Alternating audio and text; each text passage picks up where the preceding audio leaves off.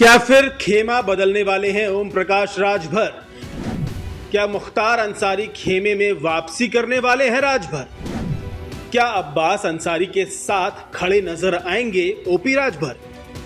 क्यों political game changer होगा मऊ, मुख्तार, अब्बास और राजभर?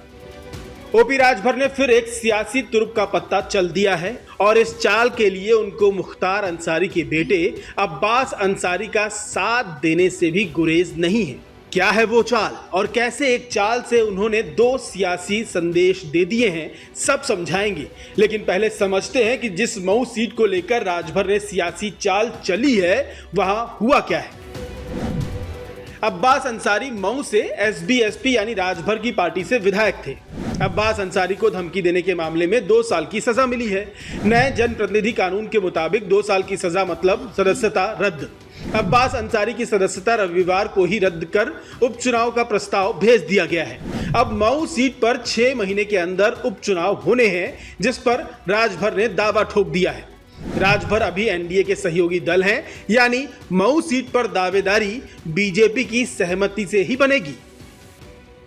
यानी साफ है कि राजभर को मऊ से एसबी-एसपी का उम्मीदवार उतारना है तो बीजेपी की हामी चाहिए और उसके लिए उन्होंने चल दी है अब्बास अंसारी वाली चाल।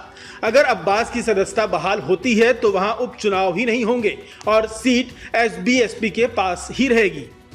अब इस दावेदारी को बीजेपी मानेगी कि नहीं, ये सोचने वाली बात है। वैसे बीजेपी घोसी सीट पर राजभर से उम्मीद लगाकर देख चुकी है और ओपी राजभर के बीजेपी से रिश्ते कैसे हैं इसका भी वो कई बार प्रदर्शन खुद ही कर चुके हैं। लेकिन अभी वो योगी सरकार में पंचायती राज मंत्री हैं, तो वो ऐसा कुछ करेंगे या ये केवल डर और दिखावे की सियासत है, ये भी समझना जरूरी है।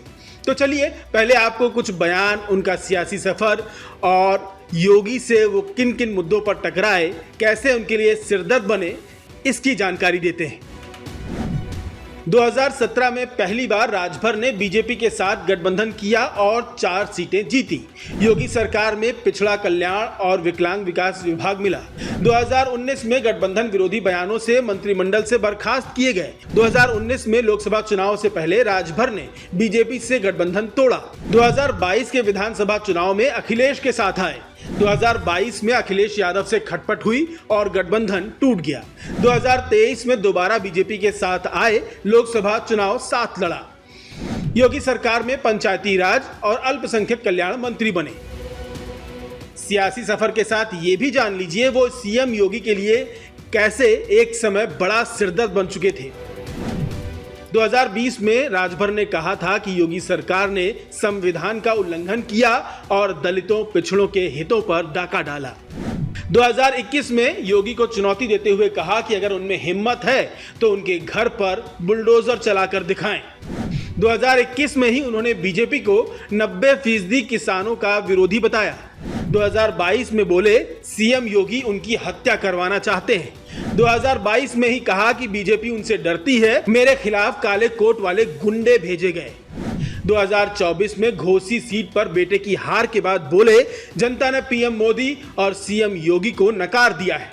2024 में मंत्री बनने के बाद बोले पुलिस स्टेशन में पीला गमछा पहनकर जाना, यूपी में योगी के बाद सबसे ज्यादा ताकतवर मैं हूं। वैसे पिछड़ों की राजनीति करने वाले ओपी राजभर अपने मजाकिया अंदाज वाले बयानों के लिए खूब चर्चा बटोरते हैं। तो हो सकता है कि अगर मऊ सीट वाले दांव पर बीजेपी ने अपना रुख कड़ा किया तो कुछ दिन बाद अब्बास और मऊ दोनों मुद्दों पर वो कुछ और बोलते नजर आए। आपकी क्या राय है, हमें कमेंट करके जरूर बताएं। न्यूज़ कॉरिडोर्स आप हमें यूट्यूब पर, इंस्टाग्राम पर, एक्स पर और फेसबुक पर फॉलो कर सकते हैं।